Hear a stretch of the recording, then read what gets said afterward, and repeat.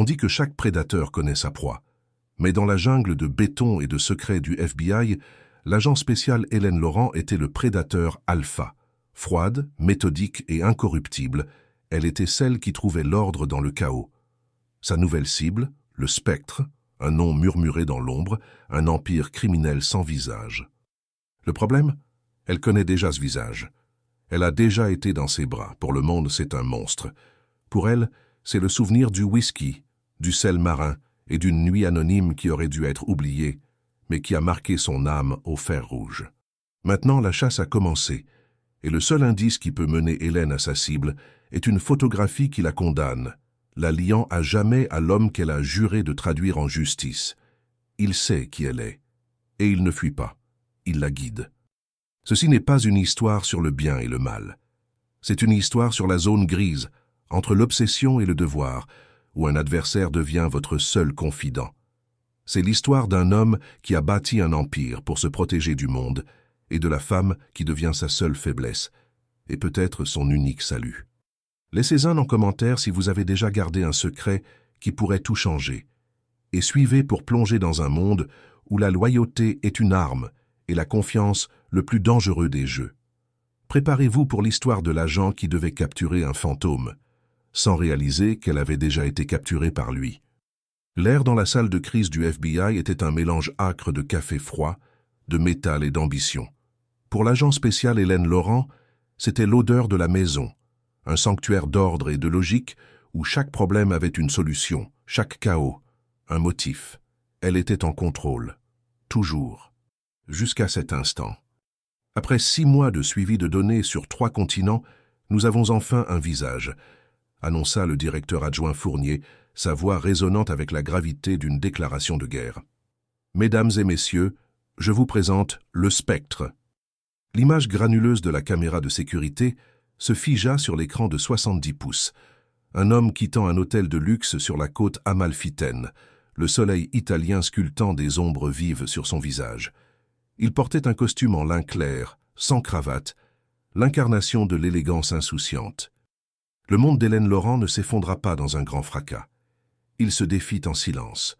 Le son dans la pièce, les souffles suspendus des autres agents, le clic subtil du projecteur, devint un bourdonnement lointain, un bruit blanc noyant le cri qui montait dans sa gorge. Cet homme, c'était impossible.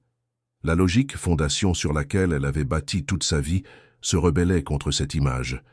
C'était un fantôme, un souvenir enveloppé dans la chaleur d'une nuit d'été, un secret qu'elle gardait comme une braise ardente dans sa poitrine.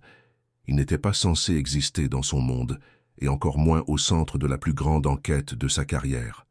L'odeur de whisky et de sel marin, la rugosité d'une barbe de 2 jours contre sa peau, sa voix un baryton qui ne vibrait pas dans ses oreilles, mais dans sa poitrine, parlant d'étoiles et d'empires oubliés.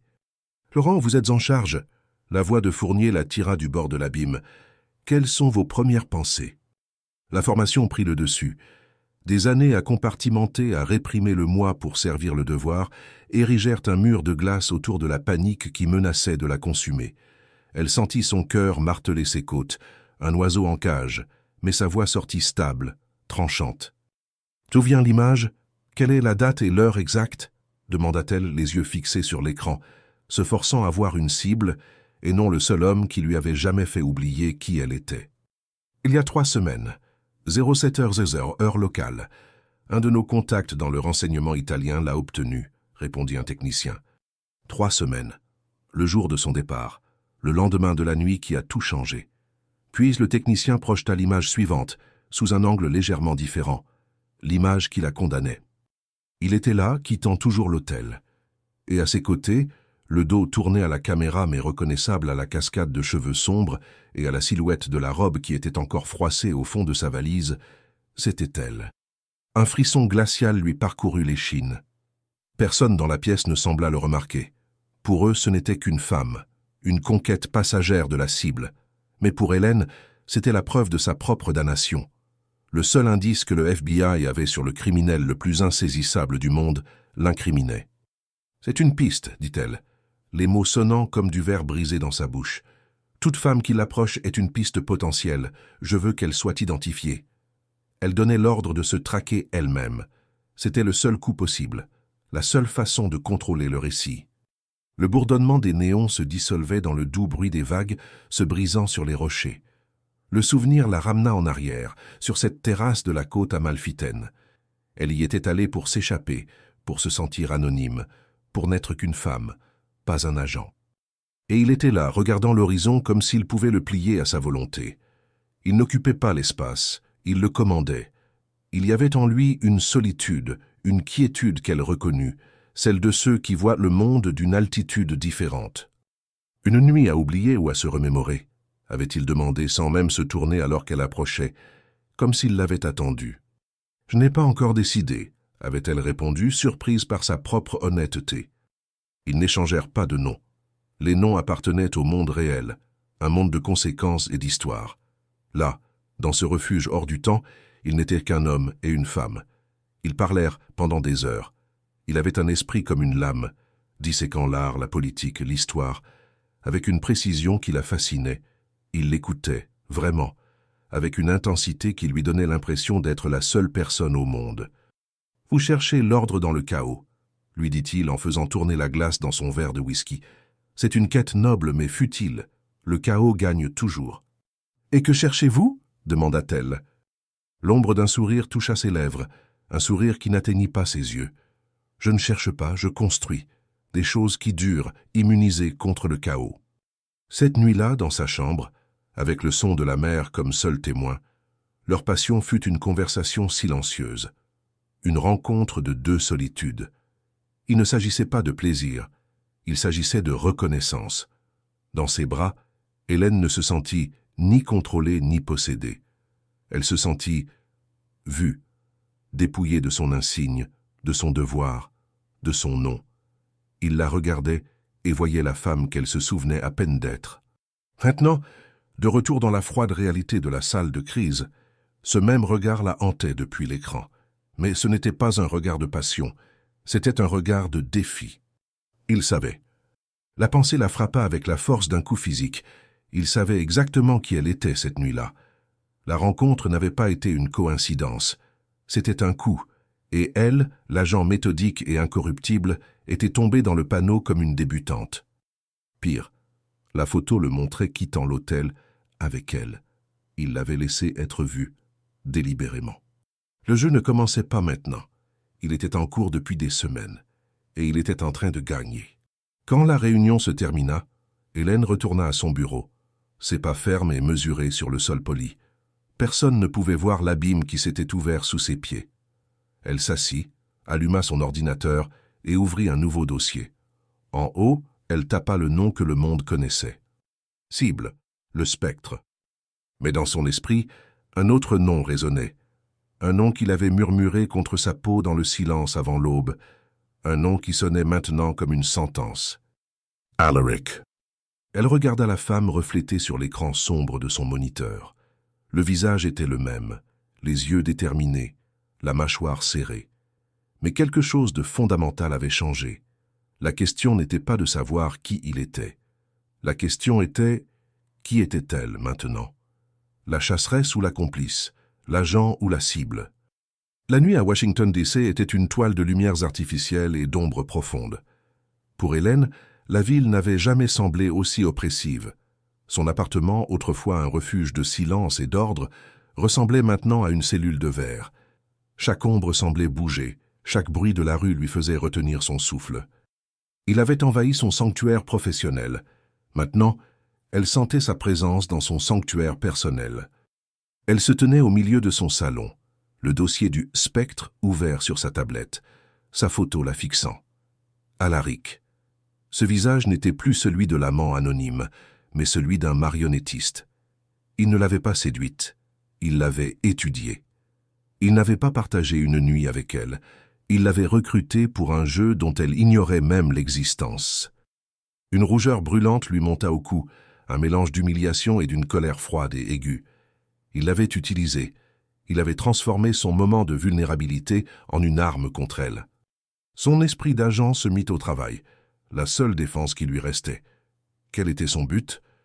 Pourquoi se laisser photographier? Pourquoi avec elle?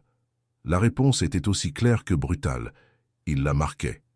Il avait créé un lien entre eux aux yeux du monde, même si seuls lui et elle connaissaient que la vérité. C'était un avertissement, une démonstration de puissance. Je peux t'atteindre n'importe où. Je sais qui tu es. Et le pire, ça marchait. Elle était compromise. Si elle disait la vérité, sa carrière serait terminée. Elle serait accusée de conspirer avec la cible, sa vie défaite dans un scandale de trahison. Le silence était sa seule option. Et le silence faisait d'elle une complice. Elle passa des heures cette nuit-là à disséquer chaque détail de l'enquête, cherchant une faille, un indice qui ne venait pas de lui. Il n'y en avait aucun. Chaque information que le FBI possédait sur le directorat, l'empire d'Alaric, semblait trop propre, trop précise. C'étaient des miettes de pain laissées pour qu'elle les suive. Il ne fuyait pas, il la guidait. La guidait où? La sonnerie de son portable la fit sursauter. Numéro masqué. Le protocole disait d'ignorer. L'agent en elle hurlait d'ignorer. Mais la femme qui avait été avec lui en Italie, la femme qu'il avait vue, savait qui c'était. Elle répondit, son cœur un tambourin incontrôlé contre ses côtes. Silence. Juste le son d'une respiration calme et maîtrisée à l'autre bout du fil. « Qui est-ce » demanda-t-elle, sa voix plus basse qu'elle ne l'aurait voulu. Encore le silence, puis le bruit subtil de glaçons s'entrechoquant contre un verre, un son qui la transporta instantanément sur la terrasse de la côte amalfitaine. « Vous cherchez l'ordre dans le chaos, agent Laurent ?» La voix d'Alaric parvint, non pas comme un murmure, mais comme une déclaration calme et intime. Il n'y avait ni surprise, ni menace, juste une reconnaissance. « J'admire ça, mais vous ne cherchez pas au bon endroit. » L'air quitta ses poumons. Il avait dit son nom. Le dernier déni vola en éclats. « Que voulez-vous » réussit-elle à dire, la mâchoire crispée. « Je veux que vous gagniez, dit-il, et la sincérité dans sa voix était la chose la plus effrayante de toutes. Vous êtes la meilleure. C'est pour ça que c'est vous. Continuez à suivre les pistes. Arrêtez les hommes que je vous donne. Devenez l'héroïne que tout le monde attend de vous. »« Et qu'est-ce que vous y gagnez » cracha-t-elle, sa colère trouvant enfin une voix. « Je me débarrasse de concurrents incompétents et déloyaux. Et vous gravissez les échelons. » Il marqua une pause, et elle pouvait presque sentir le sourire sombre dans sa voix. « Et nous poursuivons notre conversation. » L'appel prit fin. Hélène resta figée, le téléphone toujours pressé contre son oreille. Son audace était stupéfiante. Il ne se contentait pas de la manipuler. Il la transformait en une pièce sur son échiquier, la reine de son jeu. Il l'utilisait pour nettoyer son propre empire, et à chaque victoire qu'il lui offrait, le lien invisible qui les unissait se resserrerait. Elle serait plus compromise, plus empêtrée dans sa toile. Dans les jours qui suivirent, la prophétie d'Alaric se réalisa. Une information anonyme conduisit l'équipe d'Hélène à un entrepôt dans le port de Baltimore. Là, ils trouvèrent une cargaison d'armes illégales et arrêtèrent un lieutenant-clé d'un cartel rival. La presse la qualifia de brillante. Fournier la loua lors d'une réunion générale. Elle sentit le goût des cendres dans sa bouche. Elle menait la chasse, mais c'était lui qui tenait la laisse. Leur rencontre suivante ne fut pas téléphonique. Une semaine plus tard, Hélène était à un gala de charité du ministère de la Justice, un événement obligatoire rempli de politiciens et de gros bonnets. Elle se sentait déplacée dans sa robe de soie noire, un loup dans une mascarade. Alors qu'elle tendait la main pour une coupe de champagne, elle sentit une présence à côté d'elle. Une présence qui fit se hérisser les poils de ses bras avant même qu'elle ne se retourne. « Le noir vous va bien, agent Laurent » dit Alaric à voix basse près de son oreille. « Il fait ressortir la couleur de vos yeux. » Il était impeccable dans un smoking sur mesure. Personne ne le regardait à deux fois. Pour tous les autres, il n'était qu'un autre riche financier, un philanthrope, pas le spectre. Seule, elle le savait. « Vous ne devriez pas être ici » siffla-t-elle sans se retourner. Ses doigts se resserrant sur le pied de son verre si fort qu'elle se demanda pourquoi il ne se brisait pas. « Au contraire, ma place est bien plus dans des endroits comme celui-ci que la vôtre, » répondit-il calmement. « Ce sont mes vrais domaines. Les rues sont pour les sauvages. » Il prit un verre sur le plateau d'un serveur qui passait. « Félicitations pour la saisie de Baltimore. J'ai été impressionné par votre efficacité. » « Ne jouez pas avec moi, Alaric. »« Je n'ai jamais joué avec vous, Hélène. » Il utilisa son prénom, et le son de celui-ci sur ses lèvres était à la fois une caresse et une violation. « Dès le premier instant, j'ai été complètement honnête avec vous. » Elle se tourna enfin pour lui faire face. Ses yeux étaient les mêmes qu'en Italie, intenses, scrutateurs. Il ne la regardait pas comme une cible, mais comme une égale. « Honnête !» se moqua-t-elle en gardant la voix basse. « Vous avez menti sur tout. Je n'ai jamais dit un mensonge. Vous n'avez jamais demandé mon nom. Je n'ai jamais demandé le vôtre. C'était un accord tacite. 2 personnes en dehors du monde pour une nuit. Le fait que nos mondes soient entrés en collision de manière si spectaculaire n'est pas de la malhonnêteté, c'est le destin. » Il était impossible. Un maître de la distorsion, enrobant la manipulation dans le langage de l'intimité. « Restez loin de moi, » dit-elle, sa voix un tremblement contenu. « Je ne peux pas, » répondit-il, et pendant une fraction de seconde, sa façade de contrôle sembla vaciller. L'ombre de quelque chose de brut, de vulnérable, vacilla dans ses yeux. « Vous êtes la seule à m'avoir vu avant de savoir ce que j'étais. Vous n'avez pas regardé un monstre ou un fantôme. Vous avez vu un homme, et je ne veux pas laisser ça s'échapper. » Il s'éloigna, se fondant dans la foule aussi silencieusement qu'il était apparu, la laissant avec un cœur battant la chamade et un esprit en plein désarroi. Il ne la manipulait pas seulement pour ses propres fins. C'était plus compliqué, plus dangereux. Il la voulait dans sa vie, non pas comme une pièce, mais comme une confidente, la seule personne dans son empire d'ombre qui le connaissait à la lumière du soleil. Et cette vérité était plus terrifiante que n'importe quelle menace. Car au plus profond de son âme, dans un endroit que l'agent en elle refusait de reconnaître, elle ressentait la même attraction fatale. Il était le chaos, et il l'attirait au centre de sa tempête. Le jeu du chat et de la souris s'intensifia, transformant la vie d'Hélène en un champ de mines psychologiques. Chaque matin, elle revêtait l'armure de l'agent spécial Laurent, la femme en contrôle, la chasseresse. Mais chaque nuit, dans la solitude de son appartement, l'armure se fissurait, révélant la femme qui fixait le téléphone, mi-espérant, mi-craignant qu'il ne sonne. Alaric tint parole. Les informations continuaient d'arriver, toujours anonymes, toujours d'une précision impeccable. L'équipe d'Hélène, sous sa direction apparemment brillante, démantela une opération de blanchiment d'argent à Miami et intercepta un pirate informatique travaillant pour la mafia russe. Sa réputation au sein du FBI monta en flèche. On la voyait comme un prodige, une enquêtrice à l'instinct presque surnaturel. L'ironie la rongeait de l'intérieur. Son succès était une fraude, construite sur les fondations fournies par son plus grand ennemi. Elle n'était pas la chasseresse, elle était le limier le mieux entraîné d'Alaric, pointé dans la direction qu'il désirait. Et à chaque arrestation, chaque titre de journal qu'il allouait, elle se sentait plus sale, plus piégée. Le conflit interne la déchirait. Il y avait des moments, pendant les longues nuits sans sommeil, où la haine qu'elle ressentait pour lui était une flamme pure et blanche. Il l'avait acculée, compromis ses principes, transformé sa vie en un mensonge. Il était l'ennemi, le monstre qu'elle avait juré de traquer. Mais ensuite, le souvenir de l'Italie revenait sans y être invité. Le souvenir de la conversation, de la connexion, le sentiment d'être comprise comme personne ne l'avait jamais fait. Il avait vu la solitude en elle, la pression d'être parfaite, de porter le poids du devoir. Et dans ses yeux, elle n'avait pas vu un criminel, mais un homme qui avait bâti un empire à partir d'une solitude similaire. L'agent haïssait ce qu'il faisait. La femme regrettait la conversation. Cette dualité la hantait. Elle se retrouvait à analyser ses coups non seulement en tant qu'agent, mais avec une curiosité personnelle. Pourquoi éliminait-il ce rival en particulier?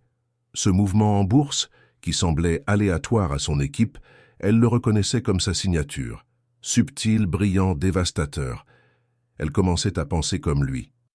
À anticiper ses coups non pas par analyse de données, mais par une intuition étrange et dangereuse. La tension atteignit un point de rupture lors d'une réunion de stratégie. L'équipe était dans une impasse, essayant de prédire le prochain mouvement du directorat. « C'est un fantôme. Il n'y a pas de schéma, » dit l'agent Dubois, un vétéran au visage las. « Il y a toujours un schéma, » rétorqua Hélène, plus vite qu'elle n'aurait dû. Elle se leva et se dirigea vers le tableau blanc où une carte de la ville était couverte de notes. « Nous abordons le problème sous le mauvais angle. Nous ne cherchons pas un criminel. Nous cherchons un empereur. » Elle commença à tracer des lignes, à relier des points qui semblaient sans rapport. Un investissement immobilier d'une société écran ici, un changement soudain, à la tête d'un syndicat de dockers, là. Il n'est pas intéressé par l'argent rapide de la rue. Il consolide son pouvoir. Il élimine le chaos. Il construit quelque chose pour durer. La pièce devint silencieuse, les agents la regardant avec un mélange d'admiration et de respect. Elle citait ses mots, la philosophie qu'il avait partagée avec elle sur cette terrasse. Elle utilisait ce qu'il lui avait donné pour le traquer. Fournier la regardait avec un regard pénétrant. « Vous semblez comprendre comment il pense, Laurent. C'est impressionnant. » « Pour attraper un monstre, il faut comprendre son esprit, » dit-elle, la phrase sonnant creux à ses propres oreilles. Cette nuit-là, elle sentit qu'elle avait franchi une ligne. Elle ne se contentait plus de réagir. Elle participait activement à son jeu, utilisant l'intimité qu'il lui offrait comme une arme. Le sentiment n'était pas celui de la victoire, mais de la transgression. C'est alors que le paquet arriva. Il ne fut pas livré par la poste. Il apparut simplement à sa porte, une petite enveloppe noire sans adresse de retour. Son cœur s'emballa. Sa formation criait aux bombes, à l'anthrax. Mais elle savait que ce n'était ni l'un ni l'autre. C'était un message. Les mains tremblantes, elle l'ouvrit. À l'intérieur, pas de lettres, pas de menaces. Juste une seule clé en métal à l'ancienne et un bout de papier avec une adresse, une galerie d'art du centre-ville. Et 1 heure, 22 heures, ce soir. C'était un piège, évident et flagrant, une convocation. Il brisait ses propres règles, passant des tuyaux anonymes à un rendez-vous programmé. Chaque instinct de survie et de devoir lui disait de l'apporter à Fournier, de monter une équipe, d'arrêter l'homme qui osait la rencontrer. Mais elle savait qu'elle ne pouvait pas. Si elle le faisait, la photo d'elle en Italie ferait surface. Il l'exposerait. Il la détruirait. Mais il y avait une autre raison, une raison plus sombre qu'elle osait à peine s'avouer. Elle voulait y aller. Elle avait besoin de réponses. Elle avait besoin de lui faire face, loin des yeux du FBI, loin du jeu. Elle avait besoin de comprendre. À 22 heures en civil, son arme de service froide et lourde contre le bas de son dos, Hélène utilisa la clé pour ouvrir une porte latérale de la galerie. L'endroit était sombre, silencieux. Les tableaux sur les murs étaient des formes fantomatiques dans la pénombre. Les lumières de secours jetaient une faible lueur sur le sol en marbre poli. Il se tenait au centre de la salle principale, devant une immense peinture à l'huile d'Icare tombant du ciel, ses ailes de cire fondant sous le soleil. « Je savais que vous viendriez, » dit Alaric sans se retourner. Sa voix était calme, remplissant le silence caverneux du lieu. « Vous ne m'avez pas laissé le choix, » répondit-elle, sa main planant près de son arme. « Il y a toujours un choix, Hélène. » Il se tourna enfin vers elle. Dans l'obscurité, son visage semblait plus affûté, les ombres accentuant l'intensité de son regard. Vous auriez pu amener votre équipe. Vous auriez pu faire de moi un martyr. Mais vous ne l'avez pas fait. Pourquoi? Parce que vous auriez fait de moi une traîtresse, cracha-t-elle. Non, il fit un pas en avant et elle lutta contre l'envie de reculer. Parce que vous savez que ce n'est pas si simple. Vous vouliez des réponses. Et vous vouliez voir par vous-même, sans la distorsion de votre insigne. Il était proche maintenant, trop proche. Elle pouvait sentir la chaleur qui émanait de lui, percevoir le léger parfum de whisky et quelque chose d'autre, quelque chose d'unique à lui. « Vous regardez ce tableau, » dit-il en désignant Icare. « Que voyez-vous? Une fable sur l'orgueil démesuré? Sur le fait de voler trop près du soleil? »« Je vois un homme qui ne connaissait pas ses limites, » dit-elle, la voix ferme. « Je vois un homme qui préférerait fondre plutôt que de vivre dans un labyrinthe, » la corrigea-t-il doucement. « Je vois un homme qui, pour un moment glorieux, a touché le soleil, et ça, pour certains, vaut le prix de la chute. » L'air entre eux crépitait du non-dit. La métaphore était claire. Il était Icare, et il suggérait qu'elle, avec sa quête d'ordre et de devoir, était piégée dans le labyrinthe. « Que voulez-vous de moi, Alaric » demanda-t-elle, sa voix presque un murmure. Son regard tomba sur ses lèvres, et un instant elle crut qu'il allait l'embrasser. Le monde sembla se réduire à cet espace d'1 mètre entre eux. Le désir, irrationnel et autodestructeur, la frappa comme une vague. Mais il ne la toucha pas. Au lieu de cela, il leva la main et écarta doucement une mèche de cheveux rebelles de son visage, le contact si léger qu'il était presque imperceptible. C'était un geste d'une intimité si profonde et inattendue qu'il la désarma complètement. « Je veux que vous arrêtiez de combattre la vérité, » murmura-t-il. « La vérité que ce jeu entre nous est la seule chose réelle dans votre vie en ce moment. La vérité que vous ne vous êtes jamais sentie aussi vivante. Il recula d'un pas, brisant le charme. Il y a un traître dans votre équipe, Hélène. Quelqu'un qui vend des informations à mes rivaux. La même personne qui a fait fuiter la photo de l'hôtel aux renseignements italiens. Ils veulent nous voir tomber tous les deux. Le choc de la révélation la frappa. Un traître, au FBI. La semaine prochaine, vous recevrez une information sur une réunion au quai 4. Ce sera un piège destiné à vous, continua-t-il. Faites ce que vous faites de mieux. Retournez la situation contre eux. Montrez-leur pourquoi vous êtes en charge. Il se tourna et marcha vers les ombres. « Alaric !» l'appela-t-elle et il s'arrêta. « Pourquoi me dites-vous ça ?» Il regarda par-dessus son épaule et dans l'obscurité elle put voir l'ombre d'un sourire triste. « Parce que je suis peut-être Icare, dit-il, mais je ne les laisserai pas brûler vos ailes avec les miennes. » Il disparut dans les ténèbres, laissant Hélène seule avec l'écho de ses paroles, son cœur battant follement, non pas de peur, mais d'une émotion nouvelle et terrifiante. Il la protégeait. L'homme qu'elle était censée arrêter essayait de la sauver. Et elle réalisa avec une clarté terrible que la chute avait déjà commencé. Et elle n'était plus sûre de vouloir ouvrir son parachute. La révélation d'Alaric sur un traître au FBI atterrit comme une pierre dans le monde ordonné d'Hélène. Soudain, chaque collègue était un suspect, chaque regard amical, un masque potentiel. La salle de crise, autrefois un lieu de camaraderie, devint un nid de vipères. L'ennemi n'était pas seulement à l'extérieur, il était à l'intérieur des murs. L'information la força à une alliance tacite et dangereuse avec Alaric. Il n'était plus seulement la cible, il était son seul allié, le seul qui connaissait toute la vérité de sa situation. L'ironie était si vive qu'elle pouvait couper. Pour protéger sa carrière et sa vie, elle devait faire confiance à l'homme qui les avait ruinés en premier lieu. Elle observait ses collègues avec de nouveaux yeux. Dubois, le vétéran cynique qui semblait envier son ascension fulgurante, Chen, l'analyste de données ambitieux qui avait accès à tout, même Fournier, son mentor, avec son accès illimité, devint une possibilité dans son esprit paranoïaque. « Fie-toi à ton instinct, Laurent !» La voix de son instructeur de l'académie résonnait dans son esprit. Mais son instinct était en guerre avec lui-même. Une partie d'elle, l'agent, criait qu'Alaric mentait, la manipulant encore plus profondément dans sa toile. Mais l'autre partie, la femme qu'il avait rencontrée dans la galerie, sentait la vérité dans ses paroles. Cet avertissement n'était pas un coup, c'était un acte de protection. La semaine passa dans un brouillard de tension. Comme Alaric l'avait prédit, l'information arriva. Une source fiable rapporta une réunion de haut niveau du directorat au quai 4, un entrepôt abandonné sur le front de mer. C'était le genre de piste parfaite, presque trop belle pour être vraie. Lors de la réunion de planification, l'excitation était palpable. C'était leur chance d'attraper non seulement des soldats, mais peut-être le spectre lui-même. « Nous y allons en force », déclara Fournier. « Laurent, vous mènerez l'équipe d'assaut. » Hélène sentit un frisson. Le piège. Il avait dit que c'était pour elle. Il n'attendait pas seulement le directorat. Il l'attendait, elle. « Non, dit-elle, sa voix calme mais ferme, coupant court à l'excitation dans la pièce.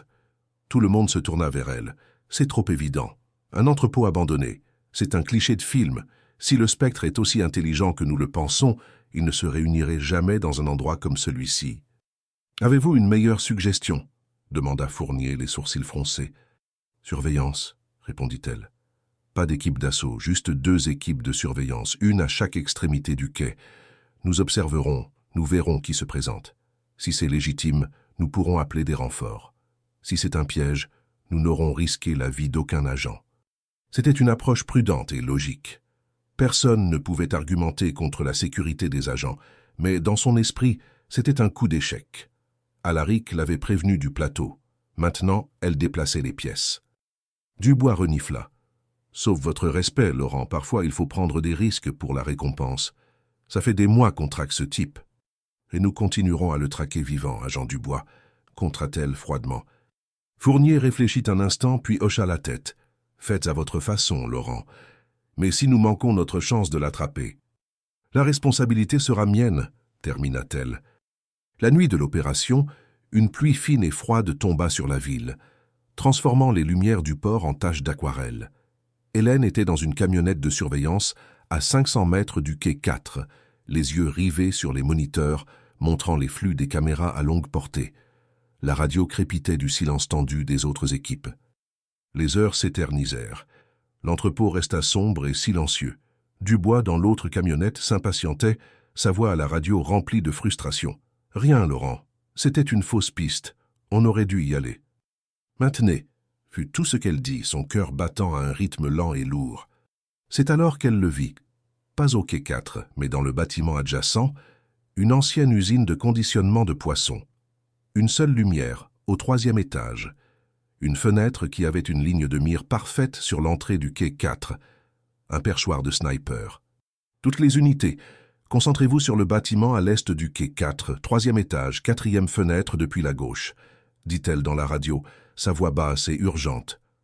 Je vois un reflet, ça pourrait être une lunette. La caméra de sa camionnette zooma, l'image granuleuse se focalisant. C'était là, le reflet indubitable d'une lunette de fusil de haute puissance. Ils n'étaient pas là pour une réunion, ils étaient là pour l'assassiner.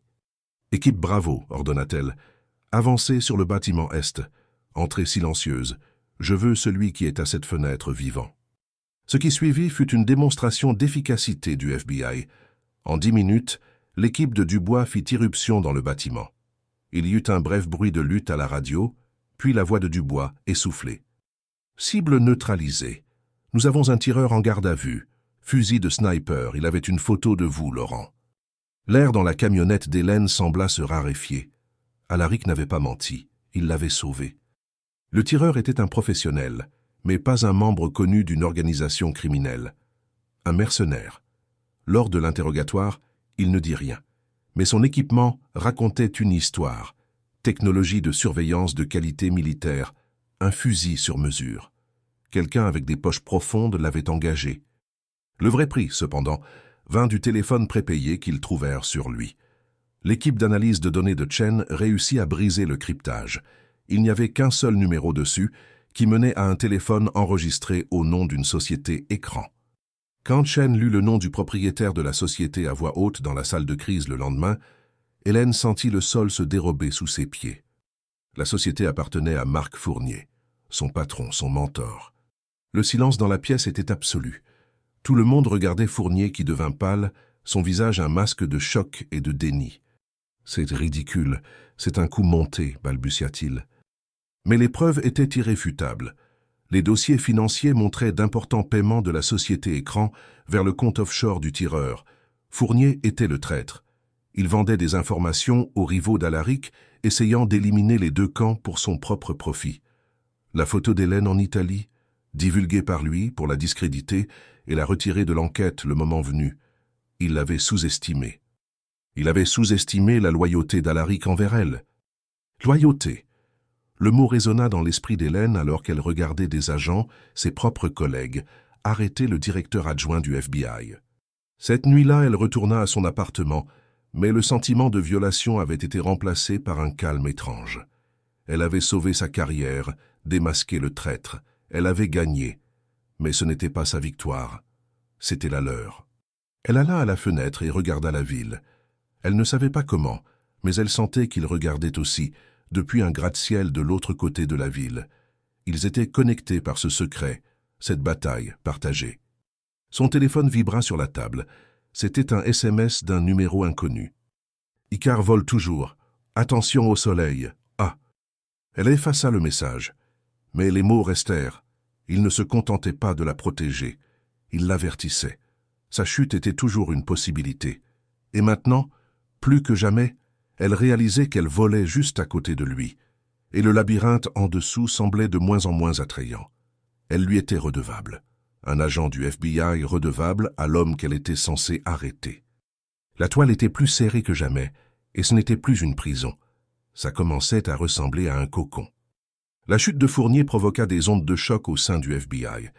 Hélène, l'agent qui l'avait démasqué, fut élevée à un statut presque légendaire.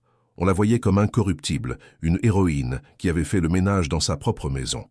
Elle fut promue, reçut le plein commandement de la cellule de crise Spectre. Le pouvoir qu'on lui confia était immense, et la solitude qui l'accompagnait était écrasante. Elle siégeait dans les mêmes salles de crise, mais maintenant la chaise en bout de table était la sienne. Les regards de ses collègues étaient différents, un mélange de respect, de peur et, chez certains, d'envie. Elle n'avait plus de père, elle avait des subordonnés. Et au milieu de tout cela, le seul homme avec qui elle pouvait être honnête était son ennemi juré. Leur communication changea. Il n'y avait plus d'appels téléphoniques, ni de rencontres secrètes. C'était plus subtil, un dialogue silencieux mené sur le champ de bataille de son travail. Alaric cessa de lui livrer ses rivaux sur un plateau d'argent. Au lieu de cela, il commença à la tester, à lui enseigner, à lui... Une transaction financière complexe apparaissait dans les données. Un puzzle que seule une personne comprenant sa philosophie de construction d'empire pouvait déchiffrer. C'était un message pour elle.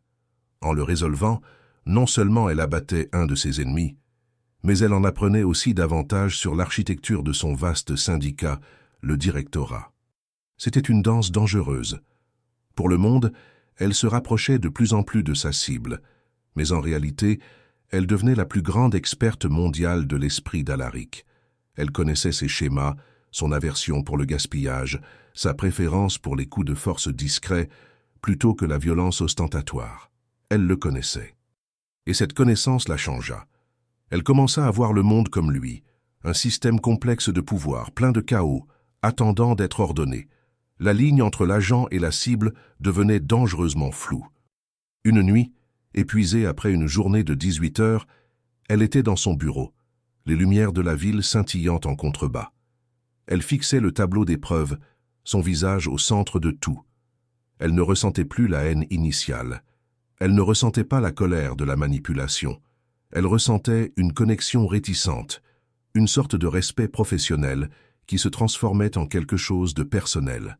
« Que me fais-tu, Alaric ?» Comme en réponse, un email crypté arriva sur son ordinateur portable personnel. Ce n'était pas le canal officiel du FBI. C'était un canal dont elle ignorait même l'existence. L'expéditeur était anonyme. Le contenu était un unique fichier audio. Le cœur dans la gorge, elle mit ses écouteurs et cliqua sur play. Ce n'était pas la voix d'Alaric. C'était un enregistrement ancien, la qualité granuleuse, la voix d'un jeune garçon, peut-être 10 ans, parlant à un homme plus âgé. « Père, pourquoi ont-ils pris maman ?» demanda le garçon, sa voix tremblant de larmes non versées.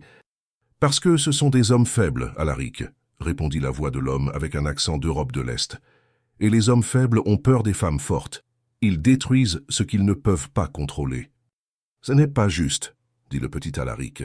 « Le monde n'est pas juste, » dit le père. « Alors tu n'attends pas la justice. Tu la construis. Tu construis un monde si fort, si ordonné, que rien ne peut te toucher. Rien ne peut être enlevé à nouveau. Tu me comprends.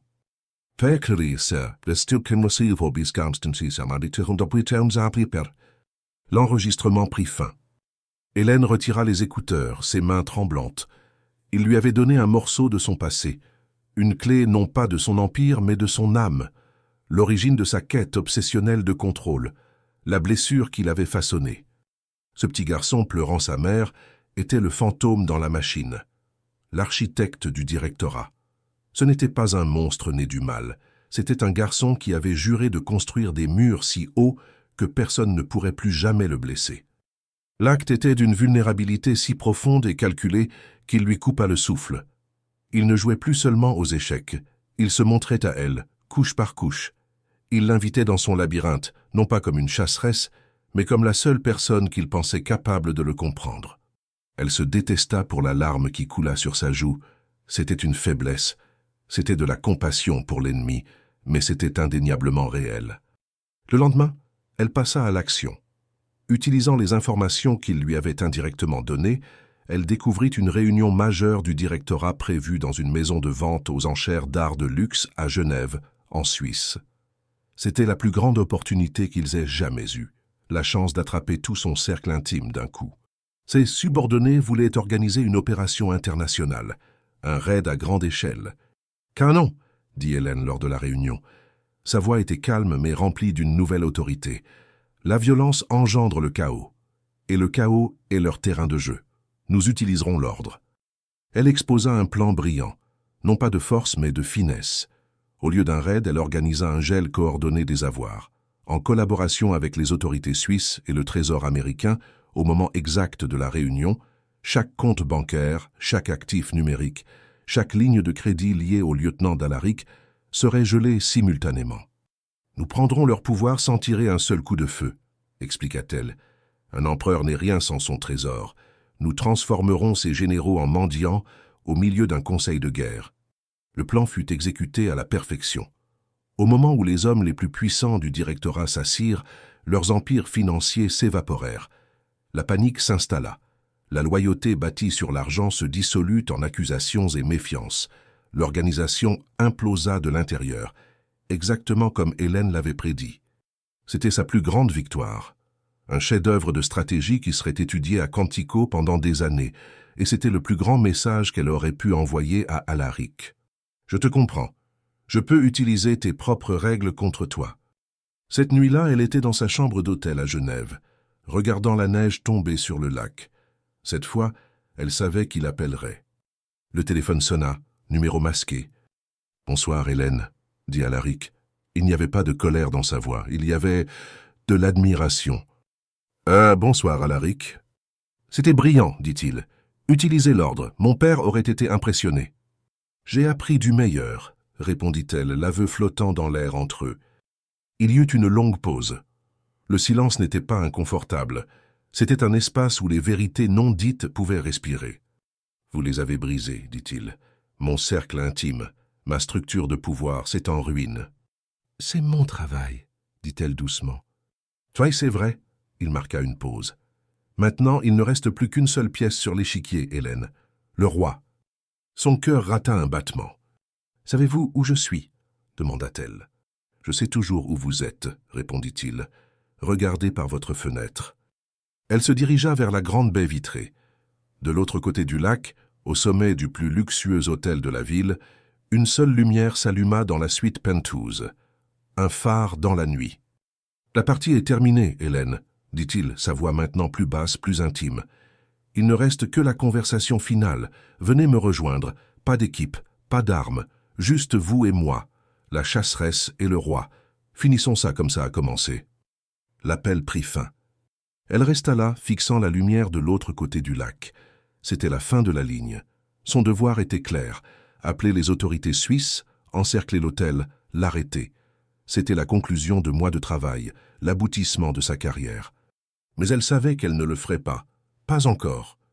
L'enregistrement de son enfance, l'avertissement sur Fournier, le contact sur son visage dans la galerie, la danse des esprits qu'ils avaient menée.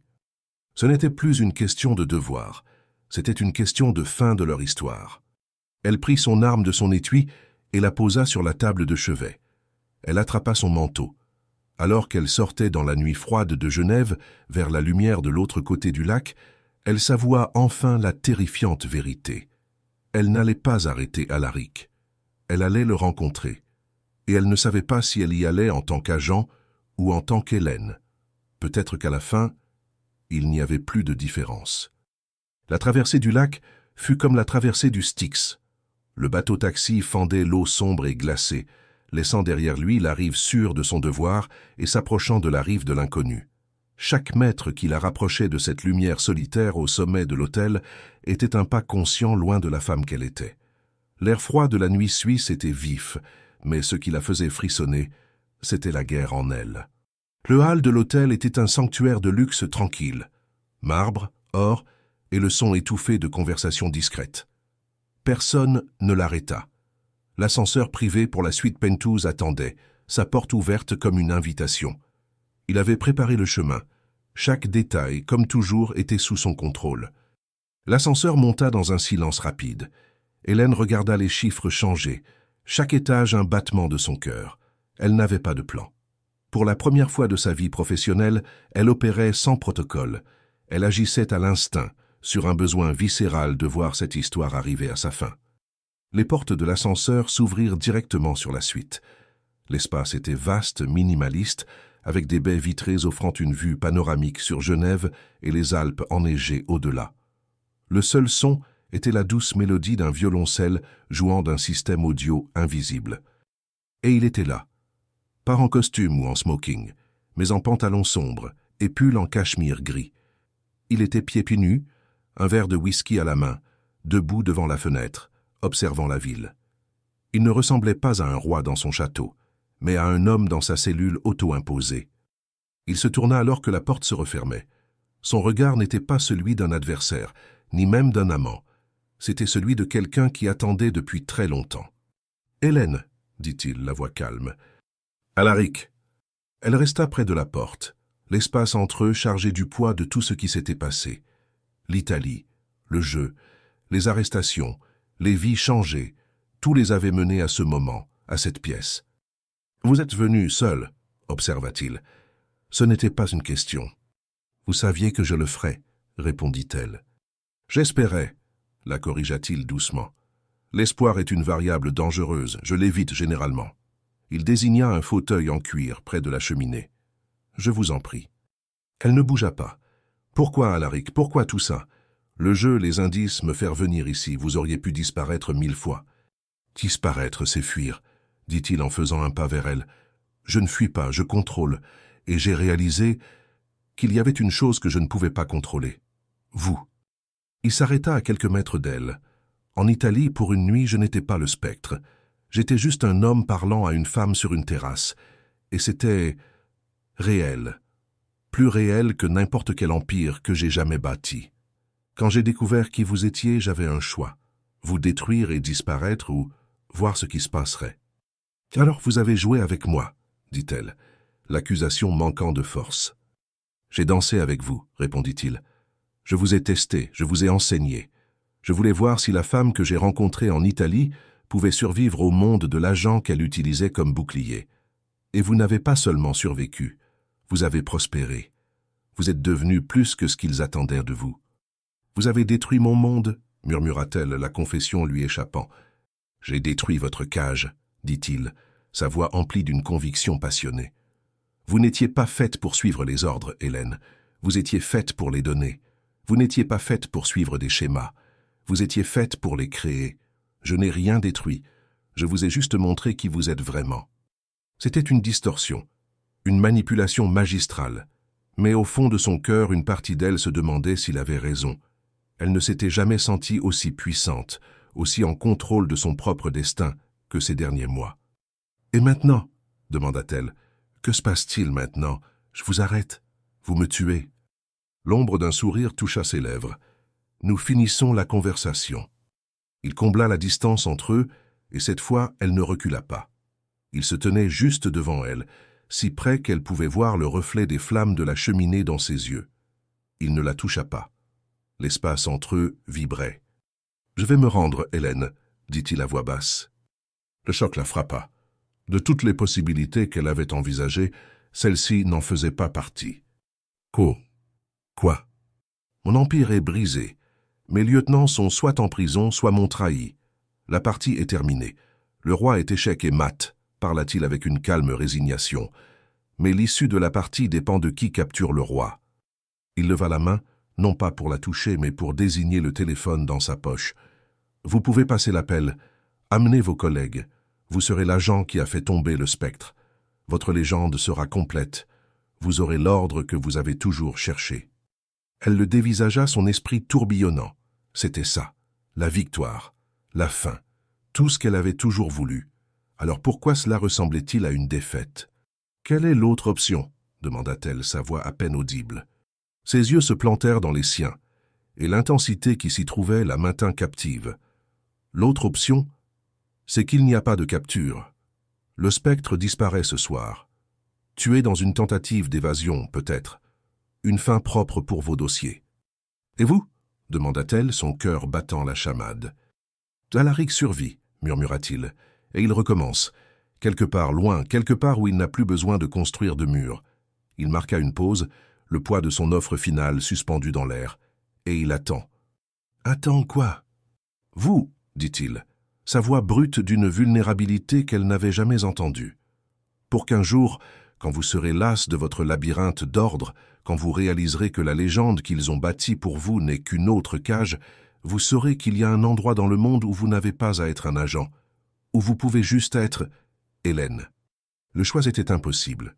Le devoir contre le désir, l'ordre contre le chaos, la vie qu'elle avait construite contre la vie qu'il offrait. Il vit la lutte sur son visage. Doucement, il prit sa main. Sa peau était chaude. Le premier contact depuis l'Italie. Ce fut comme un éclair, envoyant une décharge à travers tout son corps. Il la conduisit au balcon. L'air froid de la nuit les enveloppa. En dessous d'eux, la ville était un tapis de lumière. « Regardez ça, Hélène !» dit-il, sa voix près de son oreille. « L'ordre, le contrôle, c'est beau. Et c'est une illusion. La seule chose réelle, c'est l'instant. C'est le choix. » Il relâcha sa main et recula d'un pas, la laissant au bord du balcon face au monde. « Le choix est vôtre, dit-il. Le téléphone est dans votre poche. La légende vous attend, ou la porte derrière vous est ouverte, et un nouveau départ attend, aussi. » Il se tourna et retourna dans la suite, la laissant seule avec la nuit, le vent froid et le poids de 2 mondes sur ses épaules. Elle resta là pendant ce qui sembla une éternité, le vent fouettant ses cheveux. Elle pensa à sa carrière, à son serment, à tout ce pourquoi elle s'était battue, et elle pensa à lui, l'homme qui l'avait vu, qui l'avait défié, qui l'avait libéré. Elle plongea la main dans sa poche et sortit son téléphone. L'écran s'alluma, montrant les visages de ses contacts. Fournier, Dubois, le siège du FBI. Elle regarda la lumière solitaire de son hôtel de l'autre côté du lac. Puis elle regarda la porte ouverte de la suite, l'obscurité accueillante où Alaric attendait. Icare et le labyrinthe. Elle prit une profonde inspiration d'air alpin froid, et elle fit son choix. La décision d'Hélène ne fut pas un éclair, mais une aube lente. Debout sur ce balcon avec le destin de 2 mondes au bout des doigts, elle réalisa une vérité fondamentale. Les 2 options étaient une forme de prison. Arrêter Alaric signifiait s'enchaîner pour toujours à la légende de l'agent Laurent, une héroïne forgée dans les secrets et la manipulation. Sa vie deviendrait une performance, chaque récompense un rappel de sa complicité. C'était une victoire qui la laisserait vide. Partir avec lui d'un autre côté signifiait abandonner tout ce qu'elle connaissait, devenir une fugitive, enchaîner son avenir au sien. C'était une reddition au chaos qu'elle avait passé sa vie à combattre. Alors elle choisit une 3e voie, la sienne. Elle se retourna et rentra dans la suite. Alaric se tenait près de la cheminée, le dos tourné, regardant les flammes danser. Il ne se retourna pas, lui accordant la dignité de ce moment. Hélène se dirigea vers un bureau, prit un morceau de papier à en-tête de l'autel et un stylo. Ses mains étaient instables. Son esprit, pour la première fois depuis des mois, était clair. Elle écrivit une note courte et concise. Puis, elle sortit son insigne et ses accréditations du FBI de son sac et les posa sur la note. Enfin, elle retira la puce de son téléphone portable et l'écrasa sous le talon de sa botte. « Le spectre est mort ce soir, dit-elle, sa voix résonnant dans la pièce silencieuse. Il est tombé du balcon en tentant d'échapper à sa capture. L'affaire est classée. » Alaric se tourna lentement. Ses yeux scrutèrent les siens, essayant de déchiffrer son dernier coup dans la partie. « Et l'agent qui l'a capturé ?» demanda-t-il doucement. « Elle a disparu, » répondit Hélène. Choquée par les événements, peut-être, fatiguée du jeu, elle a démissionné, a renoncé à sa légende. Elle regarda l'insigne sur le bureau, puis lui. « Il n'y aura pas de chasse à l'homme, ni pour vous ni pour moi. L'histoire se termine ici, proprement. » Une lente et profonde compréhension envahit le visage d'Alaric. Elle ne l'avait pas choisi, ni le FBI. Elle s'était choisie elle-même. Elle avait trouvé la liberté non pas dans l'une de ses options, mais en effaçant entièrement l'échiquier. « Et qu'arrive-t-il à Hélène » demanda-t-il, sa voix à peine un murmure. « Elle va le découvrir, dit-elle, pour la première fois sans un insigne ou une cible pour la définir. » Elle marcha vers lui, s'arrêtant à un pas de distance. La tension entre eux n'était plus celle d'une chasseresse et de sa proie, mais de 2 survivants, 2 âmes qui s'étaient vues dans l'obscurité et étaient sorties dans une lumière incertaine. « Ce que vous m'avez offert, Alaric, une vie qui m'attend, n'est qu'une autre cage dorée, dit-elle, sa voix douce mais inflexible. Et ce que je représentais pour vous, une vie d'ordre et de devoir, était le labyrinthe dont vous vouliez vous échapper. Nous ne sommes pas le salut l'un de l'autre, nous sommes le catalyseur. » Il la regardait, l'admiration dans ses yeux l'emportant sur toute déception qu'il aurait pu ressentir. Elle n'était pas la femme qu'il s'attendait à suivre en exil, elle était bien plus que cela. Elle était la femme qui avait trouvé sa propre issue. « C'est donc ça, dit-il, un adieu. »« C'est un commencement, » le corrigea-t-elle. Elle leva la main et pour la première fois le toucha de sa propre volonté. Sa main sur son visage était ferme, le geste intime, mais pas romantique. C'était une reconnaissance, un adieu. Merci, Alaric, pour m'avoir montré la porte de mon propre labyrinthe. Il ferma les yeux un instant, savourant le contact. Quand il les rouvrit, la résignation avait fait place à une nouvelle résolution. « Où irez-vous » demanda-t-il. « Je ne sais pas, et c'est la plus belle partie. » Elle sourit, un sourire authentique et libre qu'il n'avait jamais vu auparavant. Elle s'éloigna marchant vers l'ascenseur. Chaque pas était léger, libéré du devoir ou du désir. « Oh Hélène » appela-t-il une dernière fois. Elle s'arrêta, la main sur la porte de l'ascenseur et se retourna vers lui.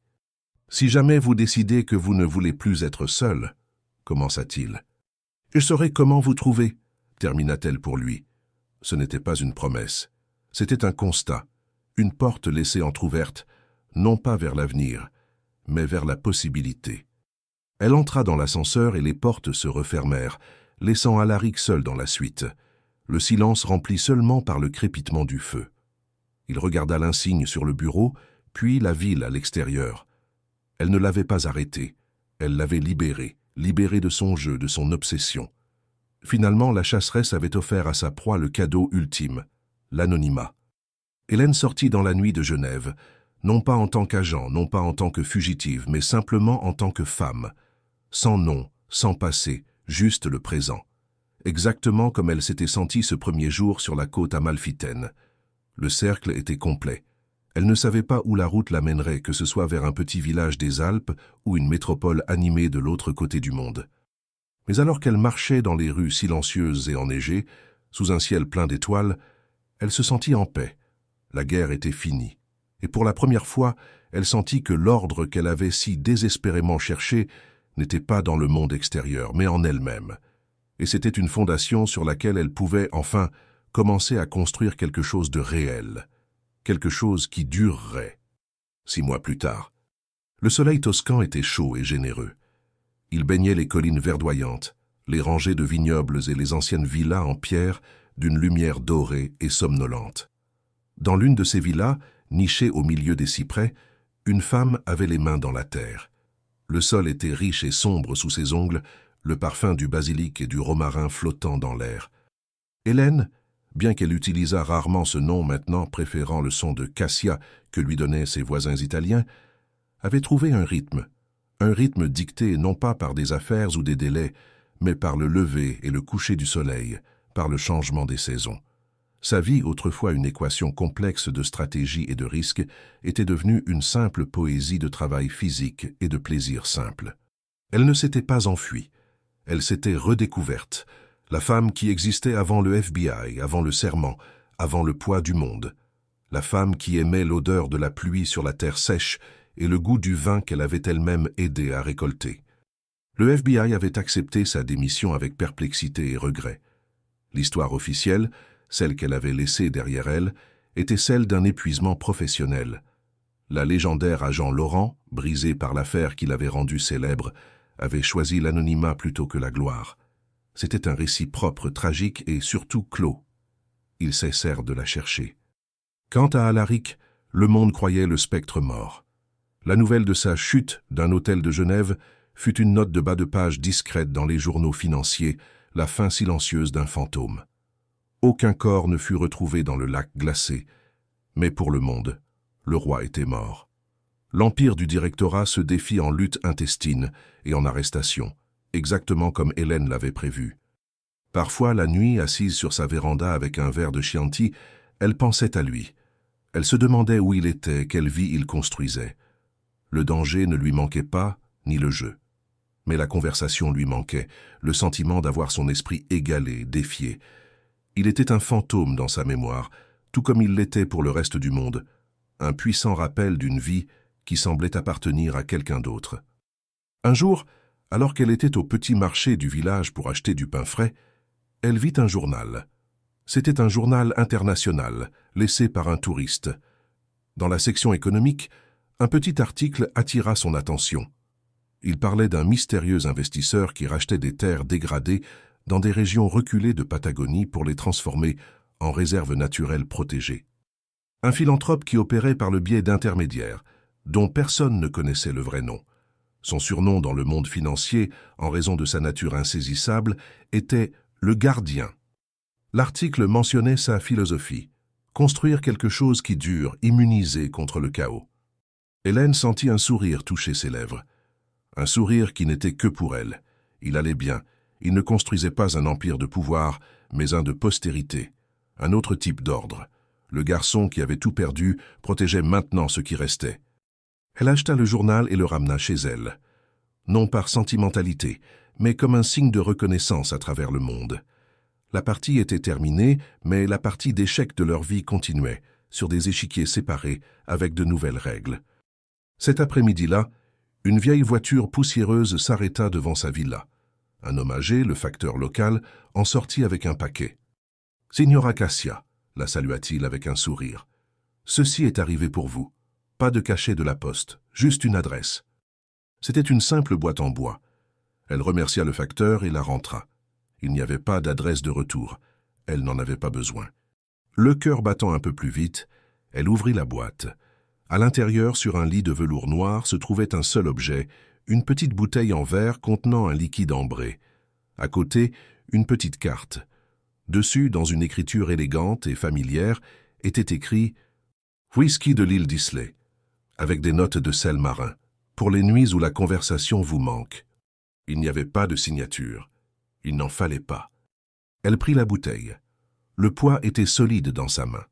Ce n'était pas une invitation, ce n'était pas une tentative de la faire revenir. C'était un souvenir. Une reconnaissance que ce qu'ils avaient partagé, cette connexion forgée dans le feu du danger et du secret, était réelle. Et ça n'avait pas disparu. Ça s'était juste transformé. Elle ne but pas le whisky. Elle le plaça sur une étagère dans sa cuisine, à côté de pots d'huile d'olive et d'herbes séchées. Un rappel que le chaos et l'ordre pouvaient coexister, que même les fantômes les plus dangereux pouvaient, à la fin, devenir des gardiens silencieux. Alors que le soleil se couchait sur les collines toscanes, peignant le ciel de nuances d'orange et de pourpre, Hélène était assise sur sa véranda. Elle ne se sentait plus comme Icare ou quelqu'un de piégé dans un labyrinthe. Elle se sentait comme la propriétaire de la colline, veillant sur son petit bout de monde en paix.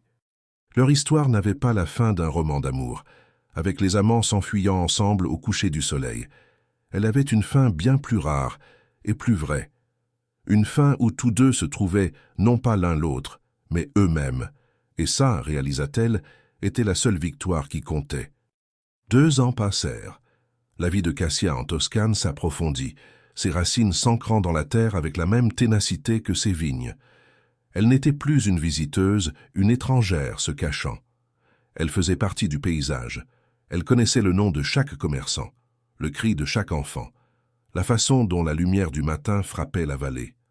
La paix qu'elle cultivait était réelle, gagnée par le travail et le temps.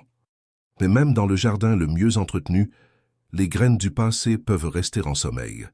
La graine germa un mardi matin, sous la forme d'un visage familier. Elle était au café du village lisant un livre quand elle sentit un regard sur elle. Elle leva les yeux et son sang se glaça. Assis à une table de l'autre côté de la petite place se trouvait l'agent Dubois, son ancien collègue du FBI. Il ne semblait pas plus vieux, juste plus fatigué, le cynisme dans ses yeux gravés en rides permanentes. Il ne l'approcha pas. Il la regarda simplement par-dessus le bord de sa tasse de café. C'était un regard qu'elle connaissait bien. Le regard d'un chasseur qui a enfin trouvé sa proie. La panique fut une vague rapide et froide, mais des années d'entraînement la réprimèrent avant qu'elle ne puisse atteindre la surface. Elle ne s'enfuit pas. Elle ne montra aucune reconnaissance. Elle finit simplement son café avec un calme délibéré, paya sa note et rentra chez elle, sentant le poids de son regard sur son dos à chaque pas. Le passé n'était pas mort, il attendait simplement. Elle verrouilla la porte de sa villa, le son du pêne dormant résonnant dans le silence. Son esprit, autrefois occupé par des recettes de sauce tomate et le bon moment pour la taille, redevint la machine analytique qu'il avait été. Pourquoi maintenant? Qui l'avait envoyé? Était-ce le FBI ou quelque chose de pire? La réponse vint après la tombée de la nuit. Elle était assise dans l'obscurité, un lourd couteau de cuisine sur la table, quand elle entendit frapper doucement à la porte. « Je sais que tu es là, Laurent. » La voix de Dubois parvint, étouffée par le bois. « Je ne suis pas ici pour t'arrêter. Je suis ici pour demander de l'aide. » Elle hésita, son cœur martelant. Cela ne faisait partie d'aucun protocole qu'elle connaissait. Lentement, elle ouvrit la porte. Dubois ressemblait à un fantôme sous la lumière du porche. « Je peux entrer ?» demanda-t-il. Elle le laissa entrer mais ne lui offrit pas de siège. Il se tenait au milieu de son salon, deux mondes en collision. « Que veux-tu, Dubois ?»« Le directorat n'est pas mort avec le spectre, » dit-il, allant droit au but. « Un nouveau chef a pris le relais, quelqu'un de plus brutal, sans la finesse de ton ami. Il nettoie les anciennes affaires. Les gens qui en savaient trop sur l'ancienne structure. » Il marqua une pause. « Des gens comme moi, des gens comme toi. » Hélène sentit un nœud se former dans son estomac. « Elles ont déjà essayé de me tuer 2 fois, » continua Dubois. « J'ai quitté l'agence, je suis seul. Ils pensent que je sais où les fonds restants du spectre sont cachés, sa fortune personnelle. Ils pensent que tu le sais aussi. »« Je ne sais rien, » dit-elle, et c'était la vérité. « Ils ne le croiront pas, » rétorqua Dubois. « Ils traquent tous ceux qui ont touché à l'affaire Spectre. Et ils ne sont pas comme lui, Laurent. Il ne jouait pas aux échecs. Il brûle juste l'échiquier. » Il la regarda, ses yeux fatigués, cherchant un aperçu de l'agent qu'elle était. « Je suis venu te voir parce que tu étais la seule à le comprendre, la seule qui avait une longueur d'avance. J'ai besoin de ton aide pour disparaître. Et toi, tu dois disparaître à nouveau plus profondément que jamais. » Le jardin, la paix, la vie qu'elle avait construite, tout semblait se dissoudre, se transformer en fumée. Le chaos qu'elle pensait avoir laissé derrière elle l'avait trouvé dans son sanctuaire. « Pourquoi devrais-je te faire confiance ?» demanda-t-elle, la voix froide. « Parce que je n'ai personne d'autre, » dit-il avec une honnêteté brutale. « Et parce que, au fond, tu sais que je dis la vérité. Tu ne peux pas cultiver des légumes pour toujours, Laurent. Tu es un loup, et les chasseurs sont de retour dans ta forêt. » Après son départ, laissant un numéro de téléphone prépayé sur la table, Hélène resta éveillée toute la nuit. L'offre de Dubois était un poison. L'aider signifiait retourner dans le monde des ombres, des fausses identités, de la paranoïa. Cela signifiait redevenir un fantôme. Refuser, cependant, était une condamnation à mort. Le nouveau directorat ne la laisserait pas tranquille. Il la traquerait jusqu'au bout du monde. À l'aube, elle se dirigea vers sa cuisine. Son regard se posa sur l'étagère, sur la petite bouteille de whisky, pour les nuits où la conversation vous manque. Elle ne s'était jamais sentie aussi loin de cette conversation qu'à ce moment-là. Il avait bâti un héritage de conservation. Elle, une vie de paix. Et maintenant, les démons de leur passé menaçaient de tout réduire en cendres. Elle savait ce qu'elle devait faire. Il ne s'agissait pas d'aider Dubois, il s'agissait de protéger la paix qu'elle avait si durement gagnée. Et il n'y avait qu'une seule personne au monde qui comprenait assez bien l'architecture du directorat pour le démanteler de l'intérieur. Une personne qui avait tout autant à perdre qu'elle si leur passé était déterré. Elle n'avait pas son numéro, elle n'avait pas son adresse, mais elle avait quelque chose de mieux, elle avait le nom qu'il utilisait pour construire son nouveau monde, le gardien. Elle se dirigea vers son ordinateur portable, un appareil qu'elle utilisait rarement. Elle ouvrit un navigateur sécurisé et commença à taper. Elle ne cherchait pas Alaric. Elle cherchait un moyen d'envoyer un message. Elle trouva le site web d'une de ces fondations caritatives en Patagonie. Dans la section des dons, il y avait une option pour laisser un message avec le don. Elle fit un petit don anonyme, et dans le champ du message, elle n'écrivit que 5 mots que lui seul au monde entier comprendrait.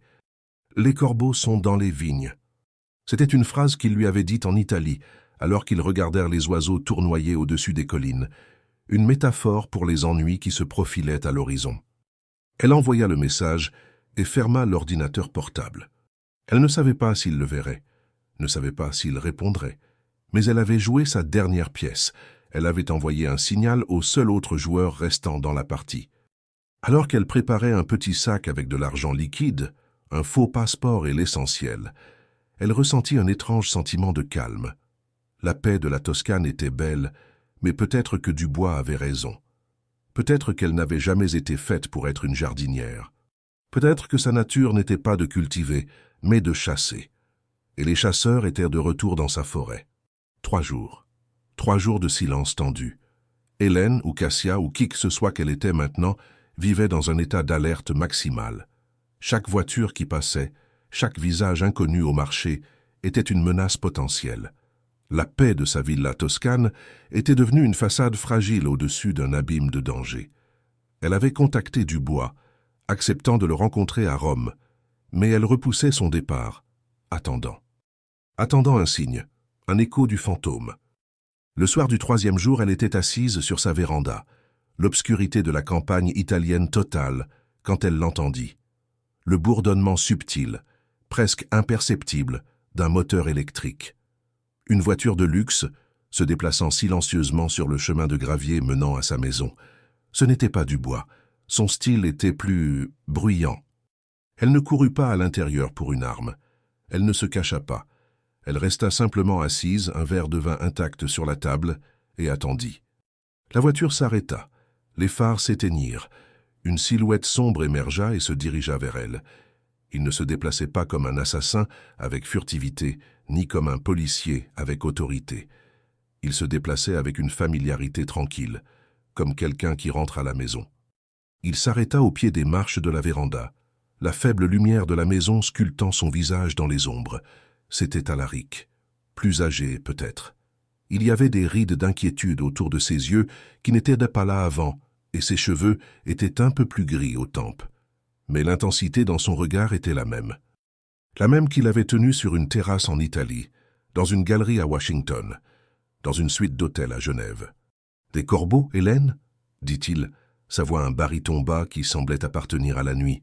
« Je pensais que nous nous étions mis d'accord sur une retraite plus poétique. » « La poésie ne désarme pas les assassins, » répondit-elle, son cœur battant à un rythme régulier et fort. Il monta les marches et s'arrêta devant elle. Ils ne se touchèrent pas. Ils se regardèrent simplement, comblant les années de silence d'un seul regard. « Ils vous ont trouvé, » dit-il. Ce n'était pas une question. « Elles ont trouvé Dubois. Il m'a trouvé. Et maintenant vous les amenez à moi, » conclut-il sans accusation dans la voix. « Juste une reconnaissance des faits. » « C'est vous qui avez construit la maison, Alaric, » dit-elle doucement. « Je vous dis juste qu'il y a des cambrioleurs dans le couloir. » Il hocha la tête, son regard errant sur son jardin, les vignobles au loin. « Vous avez construit quelque chose de beau ici. Ils vont tout brûler. Votre réserve en Patagonie, ma vie ici. Ils n'arrêteront pas tant qu'ils n'auront pas ce qu'ils pensent que vous avez caché, » dit-elle.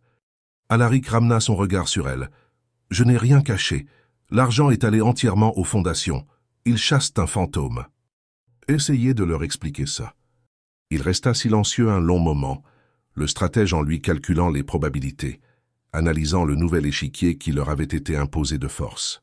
« Quel est votre plan » demanda-t-il enfin. « Fuir avec Dubois? Disparaître à nouveau ?»« Mon plan était de vous avertir, » dit-elle honnêtement. « Après ça, je ne sais pas. » Il fit un pas de plus, et l'air familier entre eux crépita. « J'ai un plan, » dit-il. C'est le même plan que toujours. Nous ne fuyons pas. Nous ne nous cachons pas. Nous finissons le travail.